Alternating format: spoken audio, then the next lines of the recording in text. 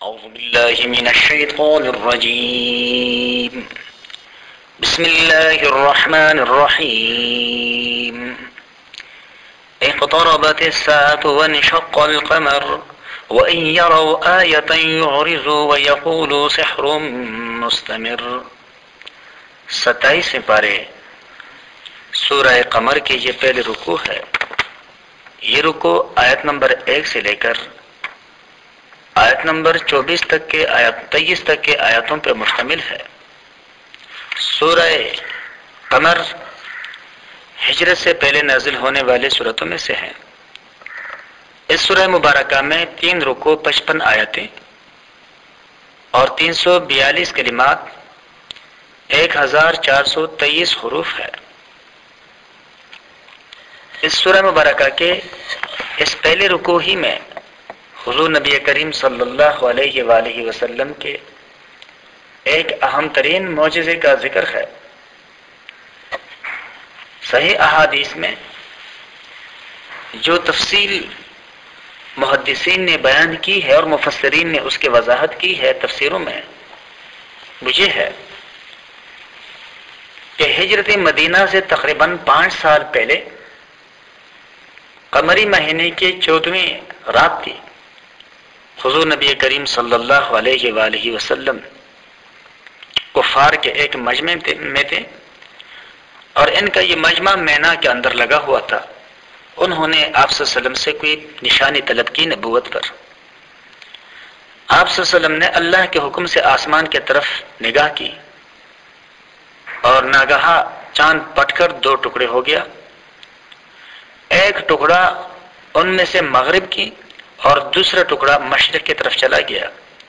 درمیان میں پہاڑ حائل تھا. جب سب نے خوب اچھی طرح سے اس معجزے کو دیکھ لیا تو دونوں ٹکڑے آپس میں پھر مل گئے.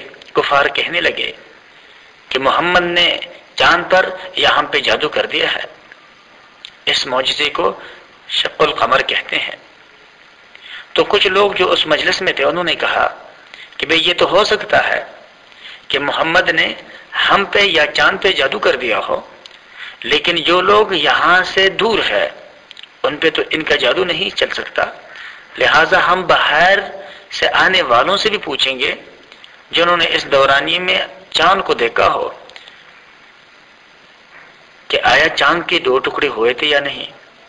چنانچہ ایسے قافلے جو شام کی طرف سے تجارت کا سامان لے کے آ رہے تھے، انہوں نے جب مکہ میں پہنچے ان کی پوچھنے پر انہوں نے بتایا کہ ہاں ہم نے رات کے فلاں وقت میں چاند کو 2 ٹکڑے ہوتے ہوئے دیکھا.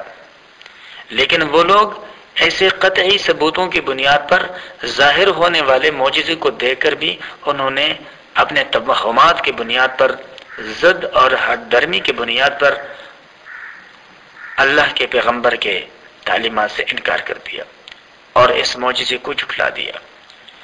تو اللہ تبارک و تعالی اس معجزے کے پس منظر میں ان لوگوں کو یہ بات سمجھانا چاہتا ہے کہ جو اس چاند کا خالق ہے اور جو ایک لمحے میں اس کے 2 ٹکڑے کر سکتا ہے، اس خالق کائنات کے لیے اس دنیا کائنات کا نظام کا درہم برہم کرنا بھی کوئی مشکل نہیں ہے. چنانچہ ارشاد باری تعالیٰ ہے بسم اللہ الرحمن الرحیم، شروع اللہ کے نام سے جو بے حد مہربان نہایت رحم کرنے والا ہے. اقتربت الساعۃ، قریب آ گئی قیامت، وانشق القمر، اور پٹ گیا چاند. یعنی جس طرح اب یہ چاند پٹا، جب قیامت برپا ہوگی تو بھی چاند پٹ جائے گی اور ٹکڑے ٹکڑے ہو جائے گی.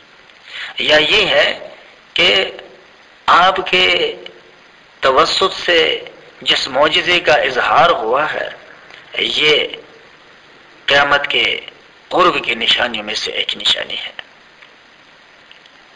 وَإِن يَرَوْا آیَةً، اور اگر وہ لوگ دیکھیں کوئی نشانی، یوردو تو اس سے منہ موڑ لیتے ہیں، وَيَقُولُ، اور کہتے ہیں سحر مستمر، کہ یہ جادو ہے پہلے سے چلا آتا ہوا.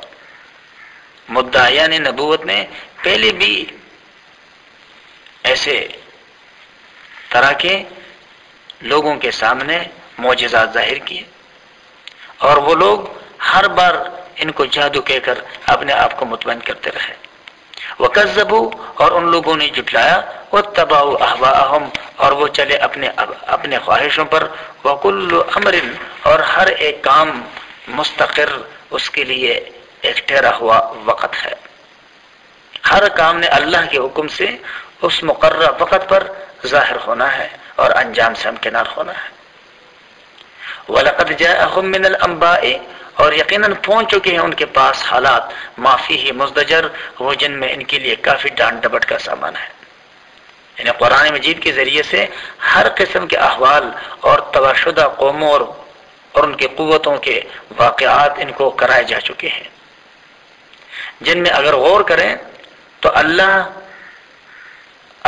قہار کی طرف سے ان کے لیے اس میں بڑی ڈانٹ ہے، اس لیے کہ ان کے اعمال اس درجے کے ہیں کہ ان کو ڈانٹا جائے تاکہ یہ اپنے ان بدعمالیوں سے باز آ جائے۔ حکمت بالغۃ پوری عقل کی بات ہے، فما تغنی النذر پھر ان میں کام نہیں کرتی ڈر سنانے والے کے ڈر کی باتیں، یا ان کو کوئی فائدہ نہیں دیا ڈر سنانے والوں کے تبلیغ میں۔ فتول عنہم سو آپ ان سے اعراض کیجیے، یعنی سارے حقیقت بیان کرنے کے باوجود اگر یہ لوگ اپنے اس ضد پر قائم ہیں، آپ ان کو چھوڑ دیجیے۔ یوم جس دن یدعو الداعی پکارے گا پکارنے والا، الی شیء نکر ایک ناگوار چیز کی طرف، یعنی میدان حشر کی طرف حساب اور کتاب دینے کی غرض سے۔ وہاں پھر خش عن ابصارہم جھکی ہوئی ہوں گی ان کی آنکھیں، یخرجون من الاجداث اور یہ نکل پڑیں گے قبروں سے، کأنہم جراد منتشر جیسے گویا یہ ٹھڈی ہے پھیلی ہوئی، جیسے کسی کھیت میں سبز کھیت میں وافر مقدار میں ٹھڈیاں موجود ہو جو کہ ایک منی سے مخلوق ہے، اور ان کے طرف اگر کوئی پتھر پھینک دے تو اس وقت خوف اور ہیبت کے مارے وہ دائیں بائیں اوپر ہر طرف چھلانگیں مار رہی ہوتی ہیں بھاگنے کی غرض سے۔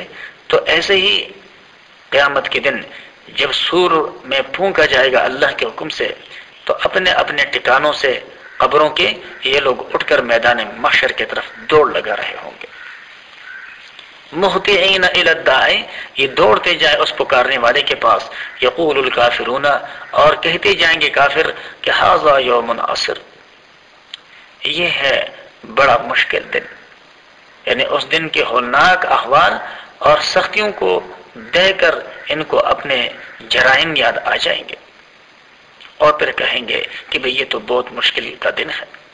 کذبت قبلہم جھٹلا چکے ہیں ان سے پہلے قوم نوح علیہ السلام کی قوم بھی، فکذبوا عبدنا بس انہوں نے جھٹلایا ہمارے بندے کو یعنی حضرت نوح کو، وقالوا اور انہوں نے کہا مجنون وازدجر یہ دیوانہ ہے اور جھڑک لیا اس کو۔ ان لوگوں نے ہر نوح علیہ السلام سے کہا کہ نوح اگر تم اپنے باتوں سے باز نہ آئے تو تم سنسار کر دیے جاؤ گے۔ گویا دھمکیوں میں ہی ان لوگوں نے اپنے عافیت سمجھ لی۔ اللہ تبارک و تعالیٰ کا ارشاد ہے کہ جب وہ میرا پیارا بندہ ان لوگوں کے ایمان لانے سے اپنے تجربے کی بنیاد پر ایک لمبی زمانہ ان کے اندر رہ کر یہ نتیجہ اخذ کر کے کہ اب یہ لوگ ایمان لانے والے نہیں ہیں، تو فدعا ربہ پھر انہوں نے اپنے رب سے دعا کی کہ انی مغلوب فانتصر کہ اللہ میں عاجز آ گیا ہوں، اب تو میرا بدلہ ایسے لے لے۔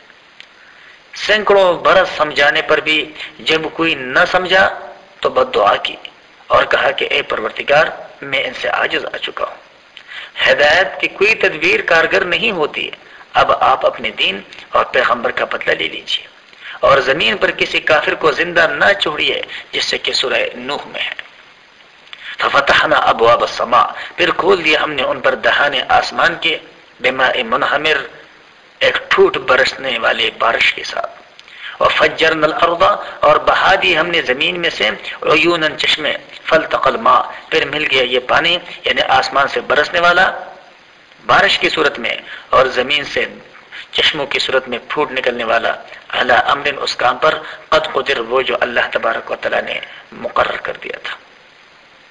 وحملناہ اور ہم نے اس کو سوار کر دیا علی ذات الواح و دسر ایک تختوں اور کیلوں والی جہاز میں، تجری بأعیننا، یہ چلتی تھی ہمارے نگاہوں کے سامنے، یعنی ہم اس کے نگہبانی کر رہے تھے، ہمارے نظروں کے سامنے تھے۔ جزاء لمن کان کفر، یہ سزا تھی ان کے لیے جو اللہ کے حکموں کی ناقدری کرنے والے تھے، انکار کرنے والے تھے۔ وَلَقَدْ تَرَكْنَاهَا آیَةً، اور ہم نے ان کو رہنے دیا بطور نشانی کے، فَهَلْ مِن مُدَّكِرٍ، سو کیا کوئی ہے کہ جو ان کے بارے میں سوچ اور بچار سے کام لے۔ فَكَيْفَ كَانَ عَذَابِي وَنُذُرْ، سو کیسا رہا میرا عذاب اور میرا انکار کرنا۔ وَلَقَدْ يَسَّرْنَا الْقُرْآنَ لِلذِّكْرِ، اور ہم نے قرآن کو آسان کر دیا ہے سمجھنے کے لیے۔ فَهَلْ مِن مُدَّكِرٍ، سو کیا کوئی ہے جو اس سے نصیحت حاصل کرے۔ قرآن مجید ایک ایسی کتاب زندگی ہے کہ ہر سمجھنے والا بآسانی اللہ تبارک و تعالیٰ کے تمام قابل عمل احکامات کو سمجھ سکتا ہے اور سمجھ کر اس کو اپنی زندگی کا حصہ بنا سکتا ہے۔ انہیں پریکٹیکلی احکامات ہیں، اور پریکٹیکلی سمجھنے میں کوئی مشکل کسی پر پیش نہیں آ سکتی جو سمجھنا اور عمل کرنا چاہے۔ کذبت عاد، جھٹلایا قوم عاد نے، فکیف کان عذابی ونذر، سو کیسا رہا میرا عذاب اور میرا ڈرانا۔ انا ارسلنا علیہم، بے شک ہم نے بھیجی ان پر، دریخن ہوا، سرسرن تیز، فی یوم نحس، ایک نحوست کے دن میں، مستمر، جو برابر چلتی رہی ان پر۔ اور وہ تیز ہوا جب چل رہی تھی تو تنزع الناس، اکھاڑ مارا اس نے لوگوں کو، کأنہم اعجاز نخل، جیسے گویا وہ تنے ہیں درختوں کے منقعر، جڑوں سے اکھڑی ہوئی۔ یعنی ایک دن جس میں ان پر ہوا بھیجی گئی، وہ دن ان کے لیے بڑی نحوست کے دن ثابت ہوئی، ورنہ فی نفس ہی کوئی دن منحوس نہیں ہوا کرتی۔ کسی دن کو منحوس سمجھنا درست نہیں ہے، جیسے کہ جاہلوں میں مشہور ہے، لیکن یہ دن ان کے لیے ان کے اعمال کی وجہ سے منحوس ثابت ہوا۔ فکیف کان عذابی ونذر، سو کیسا رہا میرا عذاب اور میرا ڈرانا، کہ جو میں نے ان کو ڈرایا تھا ان کے نافرمانیوں کے انجام سے، سو میرا وہ ڈرانا اور اس ڈرانے کا انجام کیسا رہا، یعنی کیا وہ مبنی بر حق ہے یا نہیں۔ وَلَقَدْ يَسَّرْنَا الْقُرْآنَ، اور یقیناً ہم نے آسان کر دیا ہے قرآن کو، لِلذِّكْرِ، سمجھنے کے لیے، فَهَلْ مِن مُدَّكِرٍ، سو کیا کوئی ہے کہ جو اس کو سمجھ لے۔ گویا اللہ بلا رہا ہے بار بار کہ قرآن کو سمجھنے کے لیے ہم نے نازل کر لیا ہے، سمجھنے کے لیے آسان بنا دیا ہے، کیا کوئی ہے کہ جو اس سے سمجھنے کی کوشش کرے اور سمجھ کر اس کو اپنی زندگی کا حصہ بنا لے۔ وآخر دعوانا ان الحمد للہ رب العالمین۔ اعوذ باللہ من الشیطان الرجیم، بسم اللہ الرحمن الرحیم۔ كذبت ثمود بالنذر فقالوا أبشرا منا واحدا نتبعه إنا إذا لفي ضلال وسعر۔ 27 سے پارے سورہ قمر کے یہ دوسری رکوع ہے۔ یہ رکوع آیت نمبر 23 سے لے کر آیت نمبر 41 تک کے آیاتوں پر مشتمل ہے۔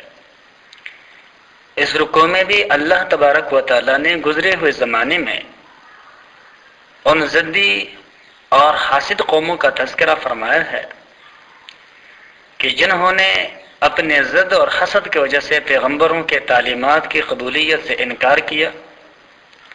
اللہ تبارک و تعالی نے جب ان کا ضد حد سے بڑھنے لگا ان کا مواخذہ کیا، اور ان کا وہی ضد اور حسد اور بغض اور پیغمبروں کے تعلیمات کا انکار ان پر عذاب الہی بن کے نازل ہوا، تو اللہ تبارک و تعالی ان قوموں کے اختصار کے ساتھ تبصرے کے ذریعے اہل مکہ اور قرآن کے مخاطب ان قوموں اور قوتوں کو سمجھانا چاہتا ہے کہ اگر تم نے بھی اللہ کے تعلیمات اور پیغمبروں کے طریقے کے بارے میں وہی رائے اور رویہ اپنائے رکھا کہ جو گزشتہ قوموں نے، تو جیسے ان پر ان کے گناہوں کا وبال آ پڑا، اسی طرح تم بھی ان سے کسی مختلف راستے کے مسافر نہیں رہو گے۔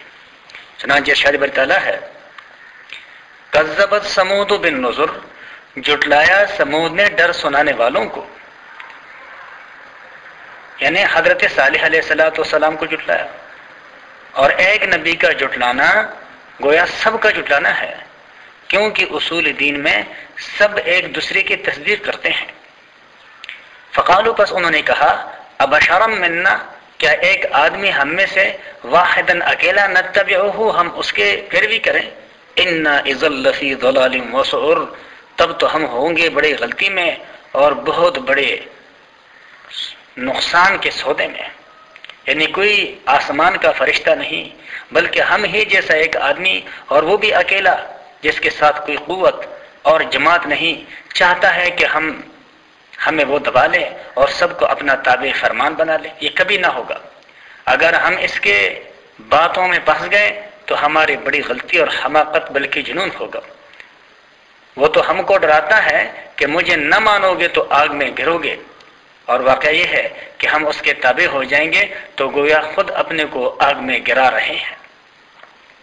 اللہ تبارک و تعالیٰ کے ارشاد ہے کہ ان لوگوں نے کہا کہ انا اذا لفی ضلال، اگر ہم نے ان کی پیروی کی تب تو ہم بڑے گمراہی میں پڑ گئے، وسعر، اور دیکھتے ہوئے آگ میں، یعنی ہم بڑے نقصان کا سودا کر جائیں گے۔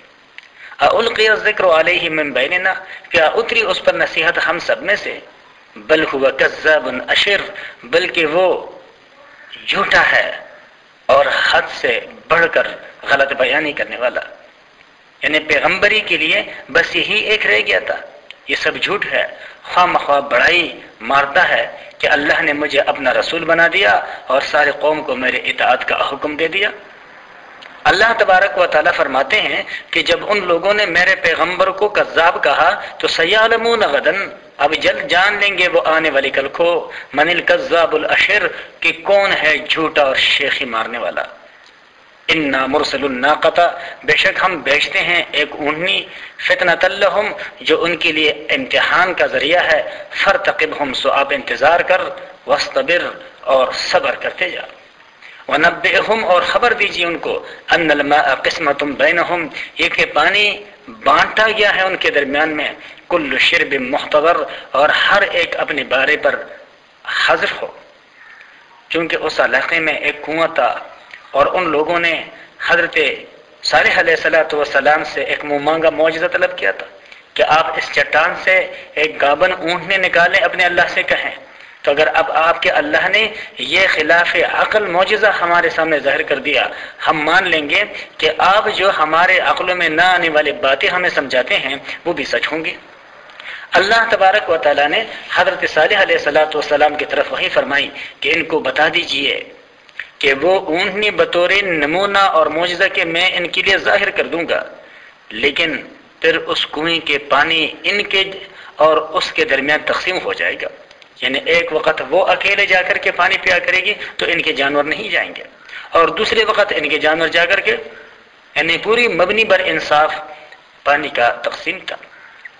لیکن ان لوگوں نے پھر ایک شخص کو لالچ دیا، رشوت دی، اور اس کو آمادہ کر دیا اس اونٹنی کے پاؤں کے زخمی کرنے پر۔ جب وہ زخمی ہو گئی تو پھر وہ چلنے پھرنے سے رہی اور جلد ہی وہ مر گئی۔ جب انہوں نے زخمی کر دیا تو حضرت صالح علیہ السلام نے فرمایا کہ تم نے اپنے ہلاکت کو دعوت دے دی۔ تو اللہ فرماتا ہے کہ فنادوا صاحبہم، بس انہوں نے پکارا اپنے دوست کو، فتعاطا، پھر اس نے ہاتھ چلایا، فعقرا، پر اس کے پاؤں کو زخمی کر دیا۔ فکیف کان عذابی ونذر، پھر کیسا ہوا میرا عذاب اور میرا ڈرانا۔ انا ارسلنا علیہم صیحۃ واحدۃ، بے شک ہم نے بھیجی ان پر ایک زور کی آواز، فکانوا کحشیم محتضر، پھر وہ رہ گئے جیسے روندی ہوئی باڑ کانٹوں کی۔ جس طرح کے کانٹوں، خوشبو سے اور لکڑیوں کا باڑ پاؤں کے نیچے لگ کر وہ بالکل روندی ہوئی ہوتی ہے، اسی طرح سے اللہ تبارک و تعالیٰ نے وہ زوردار آواز فرشتے کی جب ان پر بھیج دی، اور فرشتے نے اللہ کے حکم سے جو زوردار چیخ ماری، اس سے یہ سارے کے سارے مر گئے، ان کے کلیجے پٹ گئے اور سب چورا چورا ہو کر کے رہ گئے، جیسے کھیت کے گرد کانٹوں کے باڑ لگاتے ہیں اور چند روز کے بعد وہ پائمال ہو کر اس کا چورا ہو جاتا ہے، یہی حال ان کی ہو گئی۔ وَلَقَدْ يَسَّرْنَا الْقُرْآنَ لِلذِّكْرِ، اور ہم نے آسان کر دیا ہے قرآن کو سمجھنے کے لیے. فَهَلْ مِن مُدَّكِرٍ، کیا کوئی ہے کہ جو اس سے نصیحت حاصل کرے. کذبت قوم لوط بالنذر، جھٹلایا تھا لوط کی قوم نے ڈر سنانے والوں کو. انا ارسلنا علیہم حاصبا، بے شک ہم نے بھیجی ان پر آندھی پتھر برسانے والی. الا آل لوط، سوائے لوط علیہ الصلوۃ والسلام کے گھر کے. نجیناہم بسحر، کہ ہم نے ان کو پچھلی پیر بچا لیا. نعمتا من عندنا، اپنے فضل سے جو کہ ہمارے طرف سے تھا. کذالک، ایسے ہی نجزی من شکر، ہم بدلہ دیا کرتے ہیں اس کو جو ہمارا شکر کرنے والا ہو، ہمارے حق ماننے والے ہوں. وَلَقَدْ أَنذَرَهُمْ، اور یقیناً وہ ڈرا چکا تھا ان کو. بطشتنا، ہمارے پکڑ سے. فَتَمَارَوْا بِالنُّذُرِ، پھر وہ لگے شک ڈرانے والے کے ڈرانے میں. وَلَقَدْ رَاوَدُوهُ عَنْ ضَيْفِهِ، اور انہوں نے ورغلانے کی کوشش کی ان کو، یعنی حضرت لوط علیہ السلام کو، عن ضیفہ، ان کے مہمانوں سے.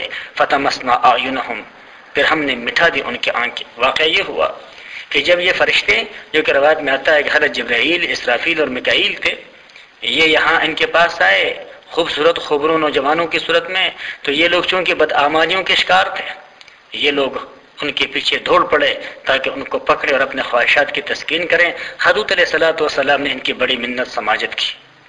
تو انہوں نے حضرت لوط علیہ الصلوۃ والسلام کو کہا کہ دیکھو ہم تمہیں کچھ نہیں کہتے، لیکن تم ساری دنیا والوں کے ذمہ دار نہ بنو، ہمیں ہمارے خواہش کے کاموں کو کرنے دو، ورنہ ہم تجھے اپنے بستی سے نکال کر کے باہر کر دیں گے. اس طرح سے انہوں نے کوشش کی کہ ان مہمانوں کو حضرت لوط علیہ الصلوۃ والسلام سے لے لے، اور وہ کسی طرح سے آمادہ نہیں تھے نصیحتوں کے اپنانے میں. تو حضرت جبریل علیہ الصلوۃ والسلام نے اپنا ایک پر نکالا اور ان کی طرف پھیر دیا، جس سے ان حملہ آوروں کی آنکھیں نکل گئی. یہ رات کا وقت تھا. تو اللہ نے فرمایا فذوقوا عذابی ونذر، اب چکھو میرا عذاب اور میرا ڈرانا. وَلَقَدْ صَبَّحَهُمْ بُكْرَةً، اور پڑا ان پر صبح کے وقت سویرے عذاب مستقر، ایک دائمی عذاب. یعنی صبح کے وقت پھر اس بستی کو اٹھایا گیا اور الٹا کر کے پھینکا گیا، اوپر سے پتھر برسائے گئے. فذوقوا عذابی ونذر، سو چکھو میرا عذاب اور میرا ڈرانا. وَلَقَدْ يَسَّرْنَا الْقُرْآنَ، اور یقیناً ہم نے آسان کر دیا ہے قرآن کو، للذکر، سمجھنے کے لیے. فَهَلْ مِن مُدَّكِرٍ، کیا کوئی ہے کہ جو اس سے سمجھ لیں. وآخر دعوانا ان الحمد للہ رب العالمین. اعوذ باللہ من الشیطان الرجیم، بسم اللہ الرحمن الرحیم. وَلَقَدْ جَاءَ آلَ فِرْعَوْنَ النُّذُرُ كَذَّبُوا بِآيَاتِنَا كُلِّهَا فَأَخَذْنَاهُمْ أَخْذَ عَزِيزٍ مُقْتَدِرٍ.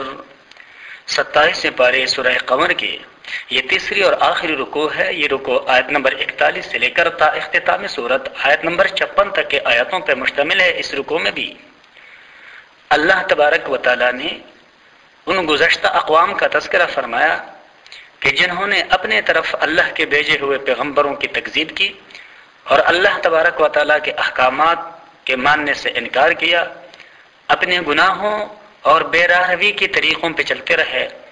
بالآخر اللہ نے ان کا مواخذہ کیا. تو اللہ تبارک و تعالی نے ان اقوام میں سے ایک قوم فرعون کا ذکر اس رکوع میں ابتداء کیا، اور پھر اللہ تبارک و تعالی نے حضور نبی کریم صلی اللہ علیہ وآلہ وسلم کے زمانے کے ان معاندین اور مخالفین کو مخاطب کر کے فرمایا کہ ان سے کہو کہ کیا تم لوگوں کے کافر، کیا ان گزشتہ زمانوں کے کافروں سے بہتر ہے کہ ان کو تو ان کے کفر کی سزا دی جائے دنیا میں، غرقابی کی صورت میں یا زلزلوں کی صورت میں یا طوفانوں کی صورت میں، اور تمہارے زمانے کے کافروں کو آزاد چھوڑ دیا جائے. اللہ تبارک و تعالیٰ کا ارشاد ہے وَلَقَدْ جَاءَ آلَ فِرْعَوْنَ النُّذُرُ، اور یقیناً آ پہنچے فرعون والوں کے پاس ڈر سنانے والے، یعنی حضرت موسیٰ علیہ الصلوۃ والسلام اور حضرت ہارون علیہ الصلوۃ والسلام. کذبوا بآیاتنا، جھٹلایا انہوں نے ہماری نشانیوں کو. فأخذناہم، پھر ہم نے مواخذہ کیا ان کا. اخذ عزیز مقتدر، مواخذہ کرنا زبردست قابو میں لے کر. یعنی اللہ کے وہ پکڑ ایسی زبردست پکڑ تھی جس کے قابو سے نکل کر کوئی بھاگ نہیں سکتا۔ دیکھ لو تمام فرعونیوں کا بیڑا کس طرح بحر قلزم میں غرق کیا، ایک بھی بچ نکلنے میں کامیاب نہ ہو سکا۔ اکفارکم خیر، اب تم بتلاؤ کیا تمہارے یہ منکر بہتر ہے من اولئکم، ان لوگوں سے، ام لکم براءۃ فی الزبر، یا تمہیں کوئی فارغ خطی لکھ دی گئی ہے گزشتہ محفوظ صحیفوں میں، گزشتہ اقوام کے واقعات سنا کر موجودہ لوگوں کا خطاب ہے۔ یعنی تم میں جو منکر ہے اور کافر ہے، ان میں اور پہلے کافروں میں کیا کچھ فرق ہے؟ جو کفر اور نافرمانی کی سزا ان کو دنیا میں تباہ کر گئی اللہ کی طرف سے، یقیناً ان کی کفر اور سرکشی بھی اللہ تبارک و تعالیٰ کی طرف سے عذاب آ کر ان کو لے ڈوبے گی۔ اللہ کا ارشاد ہے ام یقولون نحن جمیع منتصر، کیا وہ لوگ کہتے ہیں کہ ہم ایک جماعت ہے منتصر، بدلہ لینے کی قدرت رکھنے والے۔ یہ ان لوگوں کے اپنے بارے میں زعم تھا کہ ہمیں کوئی شکست سے دوچار نہیں کر سکتے، اس لیے کہ ہم قریش کے سردار وہ لوگ ہیں کہ ہمارے ایک آواز پر سارے قبائل عرب جمع ہو جاتے ہیں، اور لوگ ہمارے ادب اور احترام کی وجہ سے اپنے گردنوں کو ہمارے سامنے جھکائے رکھتے ہیں، اور اگر ہمارے ساتھ کسی نے چھیڑ چھاڑ کی تو ہم وہ جماعت ہے کہ ہم مجموعی طور پہ بدلہ لینے پر قدرت رکھتے ہیں۔ اللہ فرماتا ہے سیہزم الجمع، اب شکست کھا جائے گا یہ جماعت، ویولون الدبر، اور بھاگیں گے پیٹ پھیر کر، یعنی ان قریب ان کو اپنے مجمع کی حقیقت کھل جائے گی ان پر، جب مسلمانوں کے سامنے شکست کھا کر اور پیٹ پھیر کر بھاگیں گے۔ چنانچہ جنگ بدر اور غزوہ احزاب میں یہی پیشن گوئی پوری ہوئی۔ اس وقت نبی کریم صلی اللہ علیہ وسلم کی زبان پر یہ آیت جاری تھی کہ سیہزم الجمع ویولون الدبر، بل الساعۃ موعدہم، بلکہ قیامت ہے ان کے وعدے کا وقت، والساعۃ ادھیٰ وامر، اور گڑی قیامت کی بڑی آفت ہے اور بہت بڑی کڑوی چیز ہے۔ یعنی یہاں کیا شکست کھائیں گے؟ ان کی شکست کا اصلی وقت تو وہ ہوگا جب قیامت سر پہ آ کھڑی ہوگی، وہ بہت سخت مصیبت کا وقت ہوگا۔ ان المجرمین فی ضلال وسعر، بے شک جو لوگ مجرم ہے وہ غلطی میں پڑے ہوئے ہیں، وسعر، اور وہ لوگ آگوں میں جل رہے ہیں۔ یوم، جس دن، یسحبون فی النار، گھسیٹے جائیں گے آگ میں، علی وجوہہم، چہروں کے بل، اور ان سے کہا جا رہا ہوگا ذوقوا مس سقر، اب چکو مزہ اس آگ کا۔ یعنی اس وقت غفلت کے نشے میں پاگل بن رہے ہیں، اور یہ سودا دماغ میں سے اس وقت نکلے گا جب ان دے منہ دوزخ کے آگ میں گھسیٹے جائیں گے، اور کہا جائے گا کہ لو اب ذرا اس کا مزہ چکھ کر دیکھو۔ انا کل شیء خلقناہ بقدر، بے شک ہم نے بنائی ہے ہر چیز کو ایک اندازے سے، وما امرنا، اور نہیں ہے ہمارا حکم کسی کام کرنے کے لیے، الا واحدۃ، مگر ایک بات، کلمح بالبصر، جیسے لپک نگاہ کی ہوتی ہے۔ یعنی ہر چیز جو پیش آنے والی ہے اللہ کے علم میں پہلے سے ٹھہر چکی ہے، دنیا کی عمر اور قیامت کا وقت بھی اس کے علم میں ٹھہرا ہوا ہے، اس سے آگے پیچھے نہیں ہو سکتا۔ اللہ فرماتا ہے کہ ہم چشم زن میں جو چاہے کر ڈالیں، کسی چیز کے بنانے یا بگاڑنے میں ہم کو دیر نہیں لگتی، نہ کچھ مشقت ہوتی ہے۔ وَلَقَدْ أَهْلَكْنَا أَشْيَاءَكُمْ، اور یقیناً ہم ہلاک کر چکے ہیں تمہارے ساتھ والوں کو، فَهَلْ مِن مُدَّكِرٍ، پس کیا کوئی ہے جو ان کے ہلاکت پر سوچ رکھنے والا ہو۔ وَكُلَّ شَيْءٍ فَعَلُوهُ فِي الزُّبُرِ، اور جو چیز انہوں نے کی ہے لکھی گئی ہے ورقوں میں، یعنی ہر ایک نیکی بد عمل کے بعد ان کے اعمال ناموں میں لکھی گئی ہے، وقت پر ساری کھل کر سامنے آ جائے گی۔ وَكُلُّ صَغِيرٍ وَكَبِيرٍ مُسْتَطَرٌ، اور ہر چھوٹی اور بڑی چیز محفوظ کر دی گئی ہے، لکھی جا چکی ہے۔ ان المتقین فی جنات ونہر، بے شک وہ لوگ جو اللہ کا تقوی اختیار کرنے والے ہیں وہ باغوں میں اور نہروں میں، یعنی ایک خوشحال زرخیز اور سرسبز و شاداب زندگی سے ہمکنار ہوں گے۔ فی مقعد صدق، ایک سچی بیٹھک میں، عند ملیک، بادشاہ کے پاس، مقتدر، جس کا سب پہ قبضہ ہے، جو بڑے قدرتوں کا مالک ہے۔ ہر چیز اللہ تبارک و تعالی نے لوح محفوظ میں لکھ دی ہے اور اللہ کے حکم سے لکھی جا چکی ہے. تمام دفاتر باقاعدہ مرتب ہے، کوئی چھوٹی موٹی چیز بھی ادھر ادھر نہیں ہو سکتی. مجرمین کے بعد متقین کا انجام اللہ نے بیان فرمایا کہ وہ اپنے سچائی کی بدولت اللہ اور رسول کے سچے وعدوں کے موافق ایک پسندیدہ مقام میں ہوں گے جہاں اس شہنشاہ مطلق کا قرب ان کو حاصل ہوگا. وآخر دعوانا ان الحمد للہ رب العالمین.